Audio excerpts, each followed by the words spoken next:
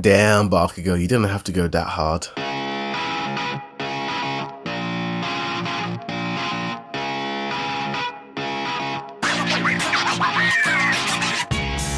Yo, what's good? It's your boy Dude Reviews and heavy spoilers for My Hero Academia Season 6 Episode 9, You've Been Warned. I feel like the main theme of this episode was just despair. Like, most of the main characters were just feeling absolutely down in the dumps, feeling absolutely negatively about the situation. Deku crying and raging over Shigaraki as Aizawa Sensei got his leg chopped off because he needed to get rid of that quirk erasing serum. Ochako, Ida, and Froggy Girl all witnessing the news story of Gigenshin Machina about to rain his terror upon multiple cities. Seeing the rest of the UA students just absolutely freaking out and just feeling like they failed and there's no hope, and Mina just pretty much sums it all up, questioning whether the hero's decisions were the right decisions to make or not, and really bringing home that, yeah, they failed. But despite all the doom and gloom, it looks like the heroes have a ray of hope in the fact that Shigaragi's body is starting to lose control over the quirks that are all stored inside of him. It's a similar situation with Deku when he was younger, when he first got One For All, and his body just couldn't handle the sheer power of One For All. Deku feels like he has to defeat Shigaraki here and now and uses Nana's quirk of floating, which puts a big smile on old Gran Torino's face. We get a flashback of a few days ago before the big event, and Deku has an afro, I love Chako's new hairstyle, and he's trying to master the floating ability. Katsuki confronts All Might about how he and Deku cannot keep hiding this secret for long and people are going to start asking questions. Speaking of questions, Katsuki confronts All Might about the fourth user, as the description in All Might's journal or whatever it was seems to be incomplete, despite the other users' abilities and their deaths all being recorded. Makes you wonder, why is there so much mystery around this fourth user? It looks like All Might doesn't really know too much about the fourth user, but I think he has his suspicions and theories, but he's afraid to confirm them, and this completely unsettles Katsuki and even makes him worried about Deku's future. The rest of the episode is showing Katsuki sort of flashback into when he used to bully Deku, and he's starting to show some sort of regret. Him being worried about this fourth user's abilities and him constantly keeping an eye on Deku. He's starting to, dare I say, care for young Midoriya. But it cuts back to Deku versus Shigaraki, and there are some pretty cool action sequence with those two, but Deku can't hold on for too much longer, and Bakugo makes the bold move to bring Todoroki and Endeavor and charge towards Shigaraki.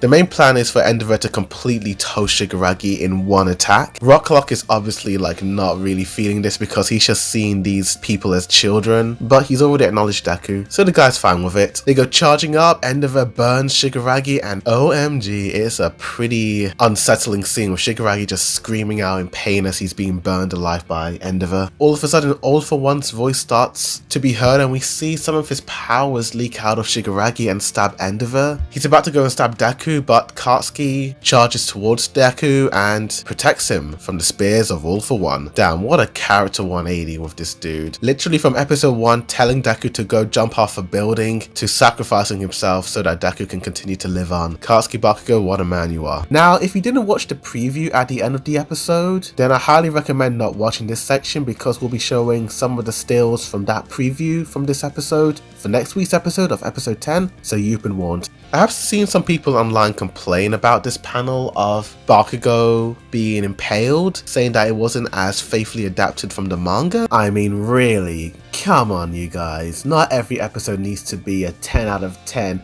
glorious movie-like quality, super fluid animation at 24 FPS. Yes, I will admit some of the manga art does look pretty damn amazing compared to the anime, but the anime did a pretty damn good job. It's their opinion and all, but I think it was well adapted in my opinion. I think it was a stellar episode. My Hero Academia Season 6 has been on a roll constantly. It's just going up and up and up, and I am here for it. Gonna give this episode a 9 out of 10 and an A+.